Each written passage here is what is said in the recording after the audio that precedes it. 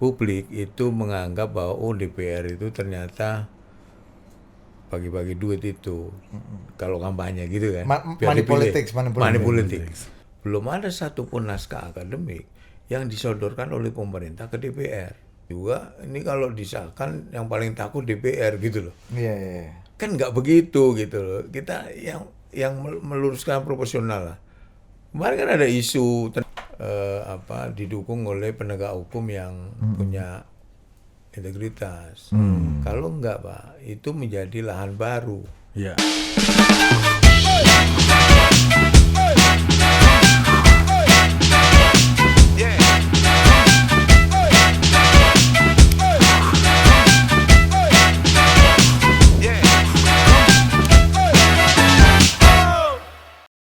Masuk ke yang berikutnya. Perampasan aset dan uang kartal. Ini uang kartal dulu deh. Ya, uang kartal dulu. Iya. Nah. Ini uang kartal tuh kemarin omongannya Mas Pacul itu kan viral banget. Mengatakan, 20 juta e-wallet politik-politik ini mati nanti. Iya, kota DPR sedih nih Pak. Menariknya, nggak lama beberapa hari yang lalu itu Pak Jokowi bagi-bagi uang kartal di pasar kan, bantuan kan. Perlu kita dengar Pak Pacul. Nggak usah lah, itu udah tahu sih Indonesia itu. Nah, gimana Mas? Emang pembatasan uang kartal nih problem utamanya di politik apa? Kayaknya Pak Jokowi juga agak berat tuh, show-nya hilang kan bagi-bagi ini, masa barcode kan. Ayo baris. Dan biasanya Pak Jokowi kan bagi-baginya zaman Pak Johan kan kaos ya Mas ya. Terus apa ban ini Jan Etes pun ikut bagian kemarin, ada di Instagramnya Pak Presiden kemarin. Uang kartal tuh. Uang kartal tuh. Kalau dibatasi kan hilang tuh Instagram postingan itu kan. Ya kan sebenarnya cashless kan. Iya. Sebenarnya tujuan itu kan cashless, jadi nggak pakai cash gitu. Ya, itu gimana? Yang saya tangkap gini, ada yang salah persepsi terhadap yang disampaikan oleh Mas Pacul soal uang kartal. Publik itu menganggap bahwa DPR itu ternyata bagi-bagi duit itu kalau kampanye gitu kan. Money politics. Money politics. Sebenarnya bukan itu yang dimaksud oleh Mas Pacul. Ya saya tentu nggak tahu di dalam hati dia. Saya coba ini ya. DPR ketika kita jadi anggota DPR itu kan kita ke dapil Pak. Iya. Kalau ada misalnya bencana alam, kita kan bagi sembako, bagi duit juga. Bukan dalam konteks yang money politik itu. Nah itu tugasnya anggota DPR dong. Perhatian kepada dapilnya, konstituen. Nah itu kalau dilarang, terus gimana orang-orang yang di desa itu yang nggak punya account, nggak punya, kan sulit. Unbankable Kan sulit. Kamu jangan dibayangin di Jawa aja loh. Di Jawa aja ada yang susah, nggak punya akun di bank kok. Kita barusan makan sop kaki kambing di Blok M sini aja nggak ada, Mas bisa pakai ya, e-wallet QRIS. Gimana yang di luar Jawa? Gimana yang gitu loh? Internet pun susah kan? Internet pun susah. Artinya setuju tapi belum waktunya gitu Mas, maksudnya? Nggak, ini kita menganalisis statementnya Mas Pacul dulu. Karena saya kan nggak tahu juga di batinnya. Saya kira-kira begitulah. Yang terjadi itu kan begitu. Saya sering ke dapil. Kadang-kadang kan juga harus memberi bantuan. Bisa sembako, bisa juga uang gitu loh. Kepada, ya salah satu contohnya misalnya ada bangun musola, bangun masjid gitu misalnya kalau Islam ya. Ya kita kan kadang-kadang nyumbang pas ke sana kan nyumbang pakai cash kan. Nah gitu tuh kalau itu kan nggak bisa gitu. Nggak bisa terlaksana lah menurut saya wilayah Indonesia. Apakah setuju atau nggak setuju? Bukan soal Mas Pacul cerita bukan soal setuju nggak setuju menurut saya. Tapi dia menceritakan kondisi realnya itu seperti ini gitu. Kira-kira itu. Ini hambatannya kalau ini dilaksanakan gitu. Artinya kamu tadi kan udah ngomong, Ri. ternyata yang bagi uang kartal nggak cuma anggota DPR. Pak Presiden pun pakai uang kartal kemarin kan. Kamu yang ngomong. Iya, ada Instagram kok Mas, Ya, ada di ya. Instagram Pak Presiden. Itu gimana? Ya kan bisa presiden bisa kembali lagi ke kaos, Iya kan? ke sembako kan bisa mah. Enggak, tapi itu kemarin tuh Iya. baru Pak Mahfud ngomong undang-undang uang kartal katanya kan. Iya. Taunya beberapa minggu kemudian Pak Presiden Iya. di Instagram diposting bagi-bagi. Jadi itu lebih karena memang ketidaksiapan atau kebelumsiapan atau sebenarnya secara esensi pembatasan uang kartal itu memang sesuatu kalau bahasa Asmul itu hil yang mustahil gitu. Karena diskriminatif kayak Mas JB bilang tadi. Kalau saat ini ya, sebenarnya cashless itu salah satu tujuannya kan untuk meminimalisir terjadinya korupsi juga sebenarnya. Illicit transaction ya. Bisa dipotret lah transaksi-transaksi itu terdata semua gitu. Kalau pakai cash kan ada yang nggak terdata gitu. Tujuannya itu sebenarnya, tapi kan nggak cuman itu menurut saya. Kan ada kehidupan lain yang juga terpengaruh oleh uang kartal. Saya lebih condong ke perampasan aset aja dulu gitu. Ya satu-satu ya. Ini ada kawan sini Mas, saya kemarin juga cerita sama Pak Pacul sini. Wah, kita harus dukung uang kartal ini, pembatasan uang kartal gitu. Terus saya tanya, lu pijit-pijit biasanya bayar terapis pakai uang kartal apa pakai barcode gitu? Uang kartal sih. Nah, kalau besok lu pakai barcode tuh, kegambar transaksi lu tercatat semua bagus sih. Gesek kartu kredit kan ya gitu kan. Ini Wina ini siapa nih kata bini lu kan? Apa nih? Bener juga ya. Kok ada spa refleksi jam segini nih. Lapor gua lu lagi di kantor nih kata istrinya. Langsung belok dia Mas. Hatinya langsung belok, gak dukung uang kartal lagi dia. Itu dari Semua sektor akan kejahatan. tercatat. Semua akan tercatat. Dan itu perlu dukungan apa? Internet juga, kan? Bank harus sampai ke pelosok. Banyak yang perlu toolsnya, infrastrukturnya itu harus disiapkan matang betul. Mungkin roadmap menuju uang kartal ini yang harus disiapkan pemerintah dulu kali ya. Jadi roadmapnya sampai titik mana. Kalau dari sampai prasyarat ini DPR mau nggak mau harus bahas nih karena udah di level ini gitu. Atau mungkin bisa aja misalnya undang-undangnya dibuat tapi kayak undang-undang minerba kan smelter misalnya sekian tahun lagi ya dalam jangka waktu 10 tahun setelah diundangkan ini harus applied gitu kayak 20% apa tuh anggaran pendidikan. Tapi kan kalau belum ada prasyarat tadi belum disepakati susah juga. Iya. Artinya itulah ada prakondisi dan prasyarat tadi. Kalau nggak diskriminatif nih ada orang yang nggak bisa transaksi nanti. Tapi artinya kenapa nggak dibikin sekarang aja Mas? Bagaimana yang dagang di pasar? Orang dagang ya jual hasil kebun. Iya. Saya pernah dalam perjalanan dengan Pak Jokowi di Papua ya. Di pinggir hutan itu ada orang jualan pisang. Iya. Ini sudut istana. Mama ini ya. Mama. Kita karena nganti macet kita beli lah itu pisang 1 ton. Oh di Papua ada macet Mas ya? Macet buat rombongan. Pak Jokowi. Mantap iya. Uang kartal. Terus kita berhenti, saya satu mobil sama Bu Rini waktu itu. Lapar lah kira-kira apa. Itu ada pisang tuh berhenti, kita beli. Pisang 1 tangan gitu. Gak ada pakai QRIS gak ada Mas ya? Gak ada. Gini scan. Ya bingung orangnya. Gitu loh. Maksudnya gini. Jangan bikin aturan yang kita gak bisa melaksanakan. Yang bikin susah orang juga. Gitu loh kalau uang kartal. Nah, itu. apa yang paling terdampak dari kalau uang kartal, pembatasan uang kartal ini betul-betul terjadi dan diberlakukan? Kan teman-teman aktivis anti korupsi kan itu ya kan teman-teman kita di ICW pijit ini yang paling terdampak Mas. Ada teman kita Kurnia nih Mas agak ayo dong Bu uang kartal lo siap-siap nanti kita suarakan. Nah gitu. Di Kurnia Kur nonton nih Kur. Nah, kasih tawan kita Kurnia. Tapi bukan yang maksud lu bukan pijit ini bukan Kurnia kan bukan. Sekarang kan ada pembatasan transaksi di atas 100 juta. Ini juga penting juga menurut saya. Udah berlaku sekarang. Kalau Anda nabung di bank di atas 100 juta, maka ditanya, ini hasil dari mana? Oh, di atas 100 ya? 100 juta. Sayangnya kita Itu nggak ada pernah. itu, orang nabung ya, kalau ngambil enggak, kalau nabung, itu ditanya itu. Nah, data itu, sebenarnya itu yang masuk PPATK, Pak.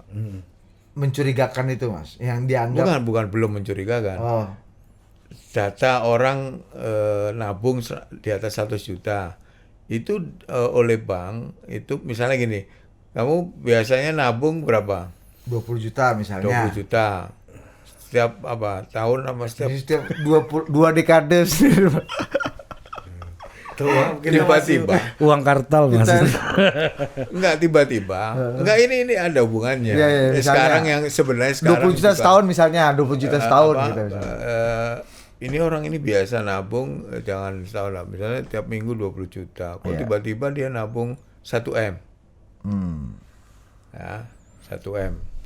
Nah ini itu oleh PPATK, kalau kita nyambung ke PPATK itu sudah ada early warningnya, alertnya, kedip gini kalau ini apa ini. Nah itu sudah masuk di dalam transaksi mencurigakan. Apalagi yang nabung adalah ASN atau penyelenggara negara. Tapi itu belum kemudian diputuskan, oh ini pencucian uang, belum. Jadi itu nanti dianalisa oleh PPATK. Hasil analisa itu juga bukan PPATK Pak yang nyimpulin, tapi penegak hukum. Oh, ya. Diserahkan ke penegak hukum. Apalagi Pak Mahfud belum bisa nyimpulkan kan Pak Mahfud dalam hal ini. lagi Kan. Anda Maksudnya? ini kan. Ya kan penegak hukum kan yang Loh iya, menyimpulkan. Pak Mahfud kan belum boleh nyimpulin deh. Sementara publik menyimpulkannya apa yang dikatakan Pak Mahfud itu yang terjadi kan sekarang kan. 49 balik lagi. Penegak hukum itulah yang menyimpulkan, oh ini terjadi tindak pidana dulu Pak, belum ke pencucian uang. Ditemukanlah 2 alat bukti yang cukup. Nah, ini masuk tindak pidana korupsi. Johan Weiss di 2 alat bukti. Sangka, kemudian ditelusurin lagi. Ada unsur pencucian uangnya enggak gitu. Oh, ya. Jadi ujungnya tetap penegak hukum. Tapi early warningnya dan juga yang bisa tanda-tanda PPATK. melakukan penyelidikan ya, polisi, jaksa, KPK, kemudian PPNS. PPNS di pajak, PPNS di ada 6 apa 7 kan. Itu maksudnya inspektorat Mas ya? PPNS itu apa sih? Penyidik PNS. Oh, penyidik PNS. Oke. Kita masuk ke perampasan aset. Perampasan aset ini menarik, tapi kita izin ini harus mendengarkan Pak Pacul agak kompleks karena beliau punya teori sendiri. Ini formula kan, ada formula Johan nih, formula Pacul. Agar RUU tentang perampasan aset dalam tindak pidana dapat segera diundangkan. Dan sebagai Ketua ASEAN, Indonesia akan menguatkan komitmen pemberantasan korupsi dan penegakan hukum di kawasan. Tolong melalui Pak Bambang Pacul, Pak, tolong Pak, undang-undang perampasan aset tolong didukung, Pak. Bahwa surat presiden kan usulan pemerintah nih, belum surprise. sampai ke kita Pak. Oh, surprise-nya belum? Belum. Oh, untuk dari pemerintah untuk membahas pun belum Ada. Tapi diskusi sudah hidup di kalangan balik. Gitu loh. Bahkan dinyatakan bahwa nanti dalam surpres itu yang disertai daftar usulan DIM, daftar isian malah pasal-pasal yang dibuat pemerintah, ada pasal yaitu pembuktian terbalik. Pak, kalau pembuktian terbalik atas kekayaan itu bisa dipakai alat undang-undang ini oleh siapapun yang berkuasa untuk membunuh lawan-lawan politiknya. Padahal lawan politiknya sesama anak bangsa. Maka saya minta untuk bicara dulu dengan ketua umum partai. Tapi kenapa itu tidak dianggap sebagai sebuah instrumen untuk menciptakan keadilan oleh Mas Pacul? Iya. Setuju saja. Dan transparansi. Iya. Ya. Transparansi setuju saja. tetapi bicarakan dulu. Seperti tadi saya bilang, lawan politik. Memang kita sadar semua terhadap akuntansi. Betul. Hah? Betul. Kamu mendaftarkan kekayaanmu, ada jam, hublot, tapi tiba-tiba kau pakai Rolex. Rolexmu dari mana? Pembuktian terbalik harus. Pembuktian terbalik. Oh, oke. Coba ilustrasi nih ya. Misalnya Budi penguasa, saya kritik Budi. Budi bisa kejar saya dong Bisa.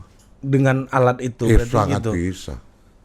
Meskipun saya pun sebagai penguasa bisa kena juga. Kalau sudah nggak berkuasa. Kalau nggak berkuasa. Nah, penegak hukum kan di tangan penguasa. Oh, jadi sangat bias kekuasaan ya? Wah, itu bahaya. Itulah kenapa. Berarti orang mati pun bisa dikejar dong. Wah, bisa. Loh, ini tanah-tanah dari bapak saya. Oh, enggak, bapakmu dulu kemungkinan ngikut. Tewas, Pak. Oh, atau bapak. Oh ya, benar. Jadi orang sekarang kalau lari, hari ini lari keluar negeri. Dianggap korupsi, lari ke luar negeri. Nggak bisa dieksekusi hartanya. Besok bisa. In absensia pengadilannya bisa disita. Sekarang kita juga boleh tanya. Barang rampasannya, sitaannya, siapa yang ngelola? Oh, kadang-kadang masih. Oke. Tapi itu statement resminya beliau kan. Maksudku yang udah kemana-mana. Kita lanjut.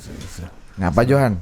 Gimana menurut Pak Johan? Gini, Pandangan El Komandante Bang Pacul ini. Ini saya mau cerita dulu isu perampasan aset. Isu ini menjadi bergulir ke arah DPR tidak mau mengesahkan RUU Perampasan aset. Begitu kan yang beredar, Ya. yang di persepsi publik. Ya, tolong didukung dong sama Pak Mahfud ngomong gitu, memohon lah. Membuat undang-undang itu antara presiden dan DPR. Sampai hari ini atau enggak paling sampai Mas Pacul bicara waktu itu belum ada satupun draft, belum ada satupun naskah akademik yang disodorkan oleh pemerintah ke DPR. Sampai Senin 10 April 2023 belum ada, Mas? Belum ada. Surprise pun belum ada. Bagaimana DPR mengesahkan? Satu. Yang kedua, nggak benar juga bahwa DPR itu nggak mau RUU perampasan aset. RUU perampasan aset itu sudah masuk ke prolegnas di 2023. Sudah masuk. Dan ini inisiatif pemerintah. Kalau pemerintah yang menginisiasi, maka draft naskah akademik itu harus dari sana, dari pemerintah. Nah, itu belum ada gitu loh. Bagaimana mengesahkan? Apa yang disahkan? Nggak pas juga itu yang kemudian ya mungkin ya kita perlu apresiasi statementnya Pak Jokowi ya, yang meminta perampasan aset itu segera disahkan. Mungkin beliau belum dapat informasi bahwa naskah akademik itu belum ada yang ke DPR gitu. Termasuk surprise-nya. Ini loh bahas undang-undang itu ya. Surprise. Coba ya, naskah akademik. ini ya flow-nya gimana sih, Mas? Flow-nya itu coba. kalau inisiatif pemerintah bicara dengan DPR kan. Kemudian untuk membahas itu presiden mengirim surprise kepada DPR. Dibentuklah panja. Dibahaslah di panja. Kemudian ada pendapat fraksi tingkat pertama. Kemudian tingkat kedua dibawa ke paripurna. Itu kan masih jauh. Dan apa yang dibahas kalau ini belum ada. Sepanjang saya di Komisi 3 ini kan baru setahun ya. Belum pernah. Dulu pernah ada usulan dari PPATK sama KPK di RDP. Mereka membutuhkan itu untuk memperkuat tugas-tugas dia lah, kira-kira gitu. KPK maupun PPATK. Dan dulu jawaban di Komisi 3 seingat saya juga oke-oke aja gitu. Nggak ada resistensi gitu, Mas ya? Menurut saya nggak ada resistensi. Dan ini berkembang juga, ini kalau disahkan yang paling takut DPR gitu loh. Kan nggak begitu gitu loh. Kita yang meluruskan proporsional lah. Kemarin kan ada isu ternyata tertahan di 3 kementerian kan? Iya, betul. Iya kan? Termasuk belum Menteri Keuangan parap, ya? Termasuk Menteri Keuangan. Belum parap katanya. Kan problem ada di pemerintah dong kalau itu. Jangan-jangan yang takut perampasan aset di DPR ini, di pemerintah nggak kalah banyak sama di DPR. Ya, cuma kan masalahnya siapa yang ngemop dulu aja. Nah masalahnya Pak Mahfud udah ngemop dulu Pak Seher. Ya nggak? Enggak, maksudnya yang ini yang proporsional lah. Saya mencoba berpikir yang netral lah, yang proporsional. 2012 coba dicek, itu BPHN sudah mengeluarkan naskah akademik tentang perampasan aset. Iya. 2012. BPHN pemerintah kan? Iya. Periode sebelum Pak Jokowi selesai, kemudian Pak Jokowi periode pertama nggak ada tuh ngomong perampasan aset. Periode kedua udah mau habis baru mau perampasan aset. Iya betul. Dan akhirnya imaji publiknya DPR yang kemudian DPR menghalangi. jadi sasaran. Iya. Memang persepsi publik tentang anggota DPR ini jelek, Pak. Iya. Ngomong apa aja salah. Iya benar. Tapi yang Mas Pacul ngomongin tadi harus ke ketua umum segala macam itu apa? Ya itu tadi kan saya bilang, itu mungkin yang dialami oleh Mas Pacul ya. Tapi nggak semua anggota DPR itu juga begitu. Saya punya pengalaman. Saya pernah berbeda dengan fraksi PDI Perjuangan loh. Dalam satu rapat keputusan di Komisi 3, saya bilang saya berbeda dengan fraksi PDI Perjuangan. Apakah saya kemudian ditegur? Enggak tuh. Saya di PAW enggak juga. Artinya fraksi PDI Perjuangan, partai PDI Perjuangan itu juga mengakomodir orang-orang yang seperti saya yang beda pendapat dengan fraksi gitu loh. Iya. Jadi tidak satu arah gitu. Iya, tetap ditemani Anda lah ya sama kawan-kawan ya Mas ya. Soal ditemenin apa enggak. Tapi di PDI Perjuangan itu hal-hal seperti itu dimungkinkan, diakomodir. Saya sering beda pendapat dengan putusan fraksi. Tapi ya saya sampai hari ini nggak diapa-apain juga, biasa aja. Itu kan secara administratif tuh Mas.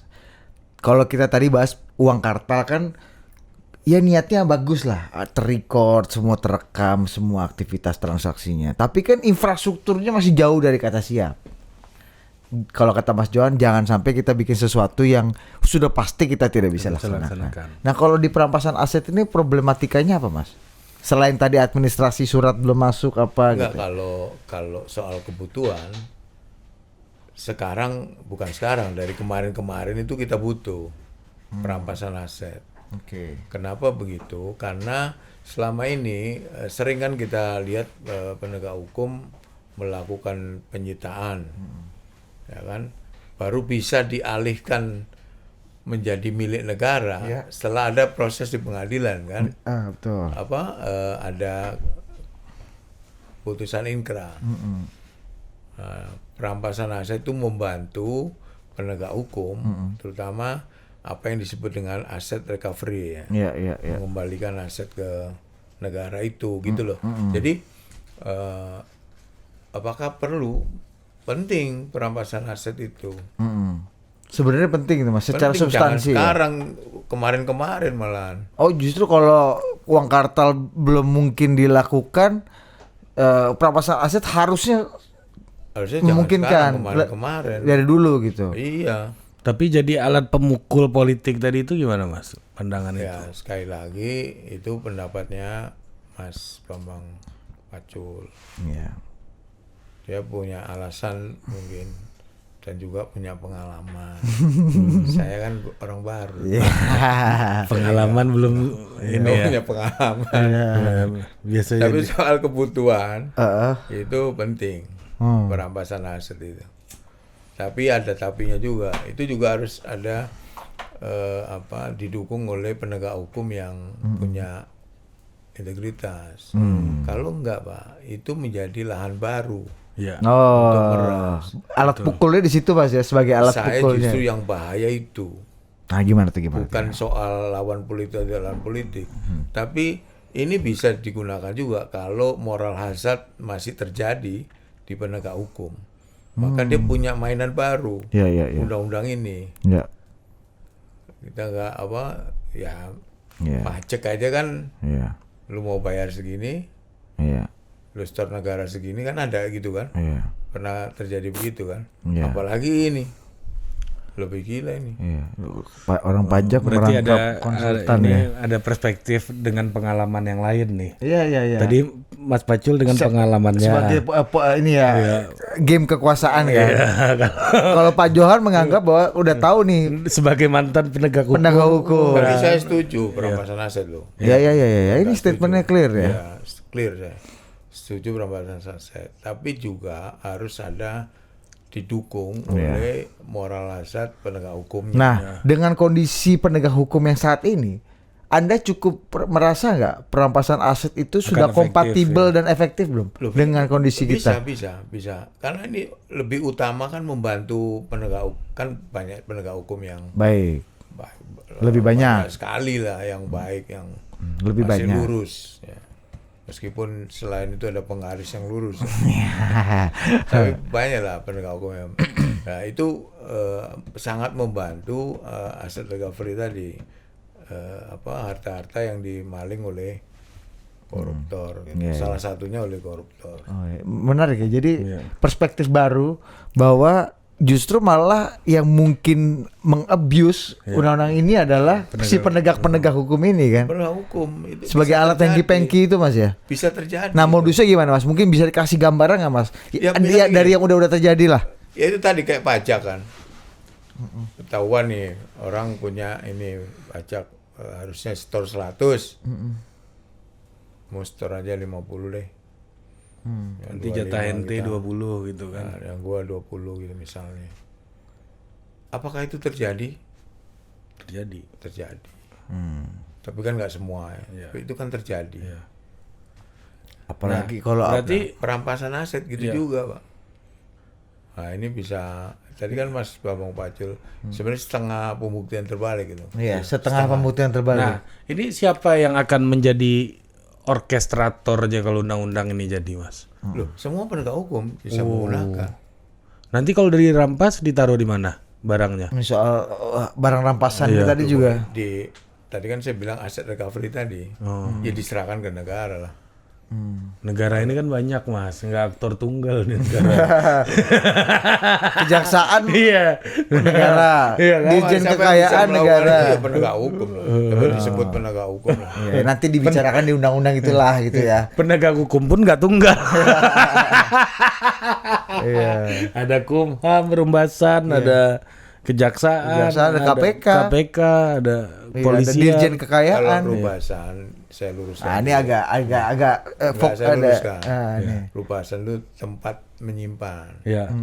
Prosesnya di penegak hukum. Misalnya gini, kalau KPK. nyita nih sekarang proses penyidikan kan dia bisa nyita tuh. Nah itu dititipin di rubasan itu. Nanti kalau sudah inkrah baru dilelang. Balik lelang lah. Barang apa yang dilelang? Ya yang dititipin di rubasan tadi. Iya. Dilelang. Kemudian uangnya diserahkan ke negara. Maksudnya Banyak sih kalau mau cerita itu ya. gimana Mas?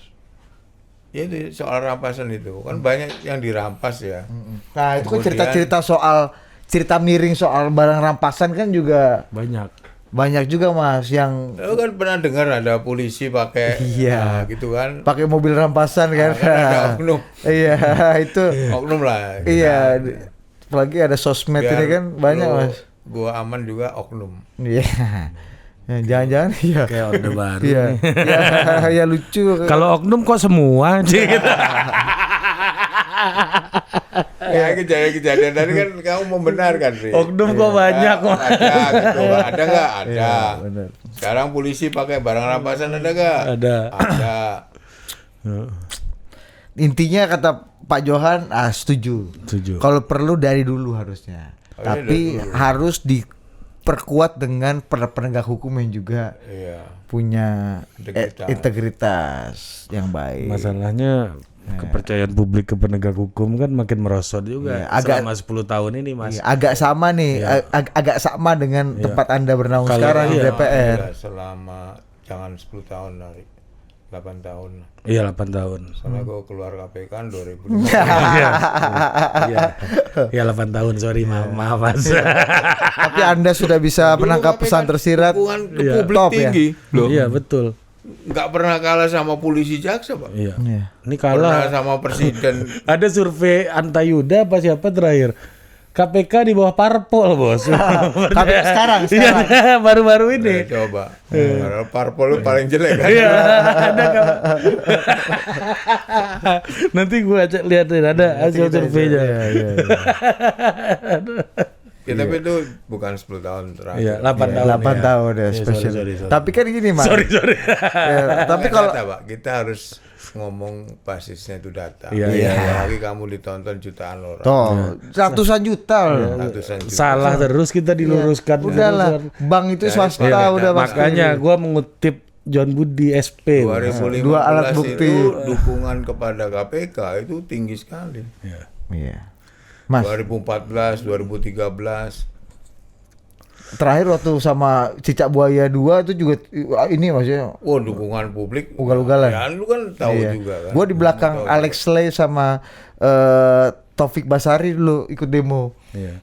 Sekarang kawan-kawan. Itulah. Kan, 8 ya kita ini kan mengutip John Budi SP aja. Iya. Cuma penggaris yang lurus. Kalau kita diluruskan ya nggak apa-apa. Kalau ini bukan soal lurus yang saya maksud. Ini soal data. Data ya Pak. Harus berbasis Itu hati-hati, data. Pak. Hati-hati sekali soal Ya, data. ini makanya baca online. Ya. Ampun Mas. Saya kira Kita udah harus basisnya data. Ya, dia kalaupun baca online bacanya semangat kkea.com gitu kan nggak jelas Mas ya kan kawan saya ini. kira udah 10 tahun. Mas. Kita masih 8. Mas, tapi kan di akhir-akhir masa Anda itu kan pimpinan KPK kan juga punya challenge yang agak serius kan. Ini kok ke KPK lagi? Iya, abisnya serunya dikit aja soalnya soal data ini kan. Anda kan bilang sejak saya itu. Ini Nggak, kan boleh di Pak Samad kan kena juga waktu itu Iya, boleh soal hal-hal yang lain di luar. Tapi ini kita bicara soal dukungan tadi kan. Iya, Ya, iya, saya koreksi kan Itu masih tinggi lah ya. apa merosot kan dukungan pada penegak hukum. 8 tahun terakhir. Malah sekarang saya lihat kejaksaan naik. Om Kumis ini kan. Kejaksaan naik, polisi juga kembali naik nih. Betul. Dukungan kepada polisi. Nah, Anda udah jelas kan kemana Johan Budi punya arah ini kan? Apa lu? Enggak, gua penasaran gua. Data. Data tadi itu di bawah parpol. Iya. Iya. Nanti kita Enggak, bener nggak ini di bawah parpol enggak sih? benar Mas. Kalau mungkin itu joke saya kemarin Mas. Nih. Masa di bawah parpol? Iya, coba lu buktikan dulu. Nih, lu lihat nih. Gua nggak bohong gua. Buktikan mana? Masa itu Mana gua. coba itu foto porno malah tuh. Nah, tenang aja lu. Nah, nih.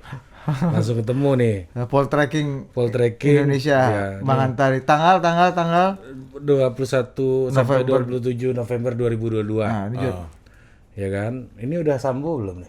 belum. Udah. Udah ya. November udah sambung Nih. Mas ya? Nih Bos. Udah. BIN tuh di atas parpol. Ya kan? BIN, Badan Intelijen.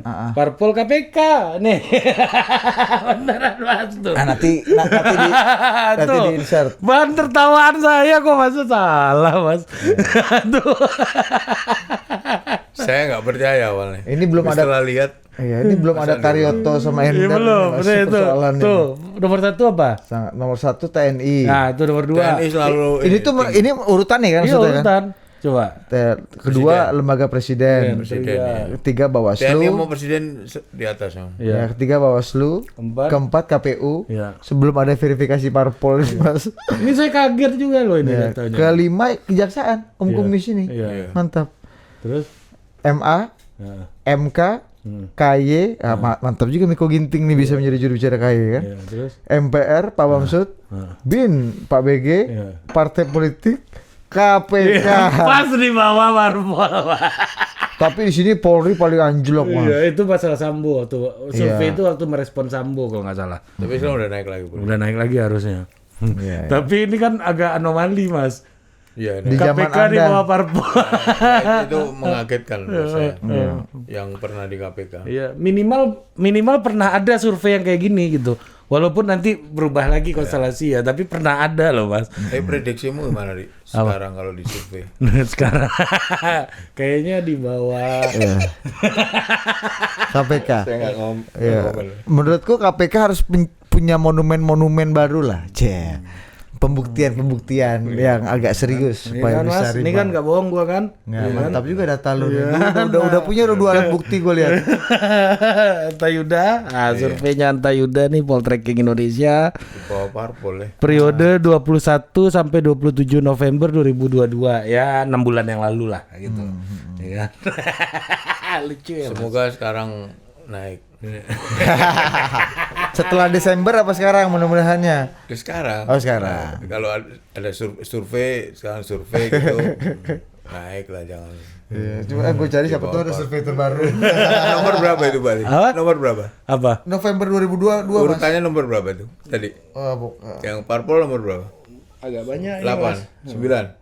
Coba 1, 2, 3, 4, 5, 6, 7, 8, 9, 10, 11, 12 11, 12 ya 11, 12 lah Mas. KPK sama Ini ada Parpol. Maret tapi LSI ya, lembaga survei nih Kak Jayadi nih. Tapi di antara penegak hukum, Iya. Kejaksaan Agung paling dipercaya responden 72%. Nah nomor 2 Tapi cuman penegak hukum ya. Iya sih nggak ada di Kejaksaan. Terus yang kedua pengadilan. Gimana sih Kak Jayadi ini bikin ini? Jasa sebentar 64%. Kepolisian nomor 2 sekarang di antara penegak hukum ya. Terus pengadilan. Terus KPK baru. Gitu. di bawah pengadilan Mas. Iya. Ini agak rekor Anda agak Agak serius nih Mas. tapi kalau lucu dicampur kayak gini. Iya. Survei jantan Di di bawah partai. Ini setelah ya. Pas gua baca ini emang banyak yang percaya parpol. Ini mungkin setelah Pak Amin deklarasi Partai Umat gitu. Artinya ini bisa kita lihat positif Mas. Apa? Kepercayaan publik kepada partai politik Ya mulai- kepada lembaga demokrasi jadi naik. Naik, bagus Iya. dong. Dulu kan didominasi oleh KPK ya kan. Oh kan bacanya jangan begitu dong. Ini kan perspektif lain Nomor Mas. 11. Iya, second opinion Mas. Kecuali ada. Peringkat berapa ya? 11 12 sama parpol. Oke, terima kasih Mas John Budi. Oke. Ya, sampai Kita- jumpa lagi di Total Politik berikutnya.